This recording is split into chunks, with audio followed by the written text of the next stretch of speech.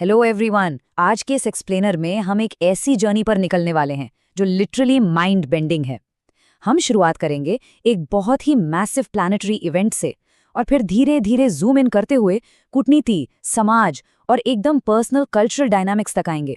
Basically ये macro से लेकर माइक्रो तक का एक ऐसा सफर है जो दिखाएगा कि दुनिया के अलग अलग कोनों में और अलग अलग लेवल्स पर आखिर चल क्या रहा है। तो चलिए फटाफट आज के एजेंडे पर एक नज़र डाल लेते हैं। सबसे पहले हम चलेंगे आर्कटिक सर्कल, जहां दिन कभी ढलता ही नहीं। फिर हम कुछ डिप्लोमेटिक दावों और उनके डेटा का एकदम न्यूट्रल फैक्ट चेक करेंगे। उसके बाद शादियों को लेकर हमारी सोसाइटी की बदलती उम्मीदें और फाइनली मॉडर्न वीमेन्स ऑटोनॉमी को कैसे रीडिफाइन किया जा रहा है उस पर बात करेंगे। ओके, तो शुरुआत करते हैं अपने मैक्रो लेवल से। Nature's endless delight. ये कहानी है अमेरिका के सबसे नॉर्थ में बसे एक छोटे से शहर उत्क्याग्लिक की। एक ऐसी जगह जो दिन और रात के हमारे पूरे कॉन्सेप्ट को बिल्कुल पलट कर रख देती है। अब स्क्रीन पर ये जो नंबर 84 है ना, ये कोई आम नंबर नहीं है। सोचिए 84 डेज उत्क्याग्विक में लगातार 84 दिनों तक सिर्फ दिन का उजाला रहता है। मतलब लगातार 84 दिनों तक सूरज आसमान में चमकता रहता है। कोई रात नहीं, कोई अंधेरा नहीं। एक ऐसी जगह जहां महीनों तक शाम ही नहीं होती। इमेजिन कर सकते हैं आप। इसके पीछे की साइंस भी काफी इंटरेस्टिंग है। इसका पूरा क्रेडिट जाता है अर्थ के एक्सियल टिल्ट को। हमारी धरती करीब 23-23.5 डिग्री के एंगल पर झुकी हुई है और गर्मियों के दौरान यही झुकाव आर्कटिक रीजन को बिल्कुल सूरज की तरफ फेस कर देता है, जिसकी वजह से सूरज कभी होराइजन के नीचे जाता ही नहीं। एक सिंपल सा 23.5 डिग्री का टिल्ट हमारे पूरे एक्सपीरियंस को कितना बदल देता है। इस टाइमलाइन को देखिए, इस नेचुरल वंडर को समझना और आसान हो जाएगा। इस साल 10 मई को सुबह 2:57 पर सूरज उगा और अब ये पूरी गर्मियों तक लगातार उजाला देता रहेगा। अगली बार सूरज सीधा 2 अगस्त को रात 1:52 पर जाकर डूबेगा। हमारी ज्योग्राफी कैसे हमारे टाइम और लाइट को पूरी तरह ट्रांसफॉर्म कर देती है ना अमेजिंग? अब इस अद्भुत नेचर की दुनिया से थोड़ा बाहर आते हैं और एंटर करते हैं ग्लोबल पॉलिटिक्स में। यहाँ हम एकदम इम्पार्शियली देखेंगे कि कैसे डिप्लोमैटिक दावों को उनके डॉक्यूमेंटेड डेटा के साथ आमने सामने रखकर चेक किया जा सकता है। एक तरफ पाकिस्तान के आर्मी चीफ असीम मुनीर का हालिया क्लेम है। उनका कहना है कि ऑपरेशन सिंदूर शुरू होने के बाद इंडिया ने सीजफायर के लिए यूएस से अप्रोच किया था।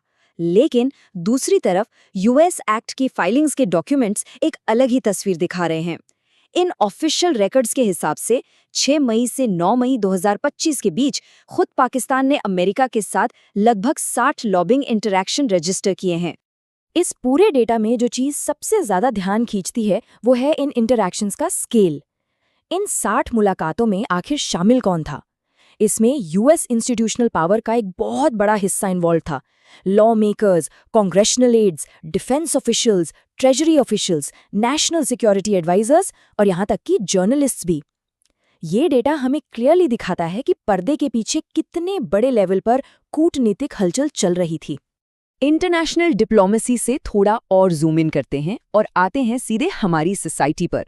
Evolving marriage expectations. हमारी सोसाइटी कैसे इवॉल्व हो रही है और पुरानी सोच का नई रियलिटी से कैसे टकराव हो रहा है, आइए एक रीसेंट पब्लिक कमेंट के जरिए इसे समझते हैं। यूपी की गवर्नर आनंदीबेन पटेल की बेटी अनार पटेल ने पटेल कम्युनिटी में शादियों के बदलते ट्रेंड्स पर एक बहुत ही डायरेक्ट ऑब्जर्वेशन दिया है। उनका कहना है कि पटेल लड़कियां कम्युनिटी से बाहर इसलिए शादी कर रही हैं क्योंकि शायद कम्युनिटी के कई लड़के उतने केपेबल नहीं हैं। उन्होंने एग्जैक्टली कहा, अगर हमारे बेटे शराब पी रहे हैं, बाहर घूम रहे हैं और काम नहीं कर रहे हैं तो हमारी लड़कियां कम्युनिटी के बाहर ही शादी करेंगी।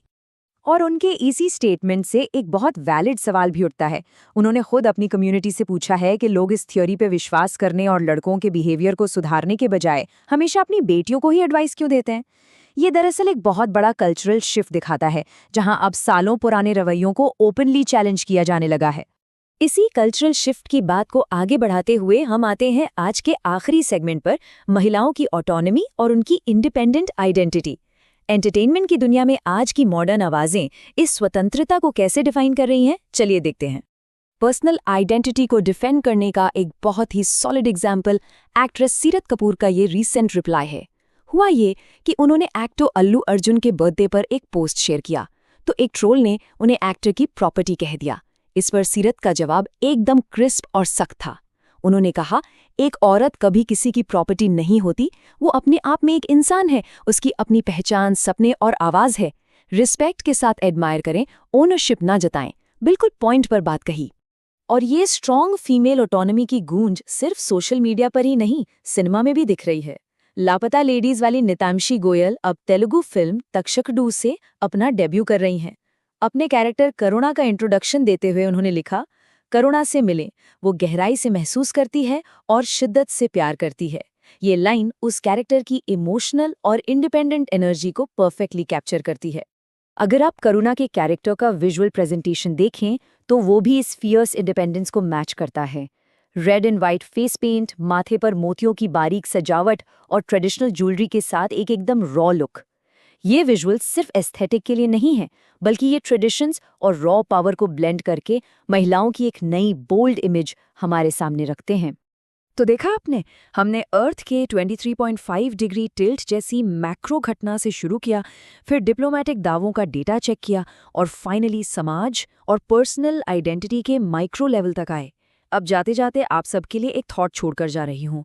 ग्लोबल पॉलिटिक्स के दावों को चैलेंज करने से लेकर ऑनलाइन अपनी पहचान को डिफेंड करने तक, क्या मॉडर्न आवाज़ें लगातार हमारे पास्ट के एक्सपेक्टेशंस को पूरी तरह रीडिफाइन नहीं कर रही? आज के इस एक्सप्लेनर में जुड़ने के लिए बहुत बहुत शुक्रिया।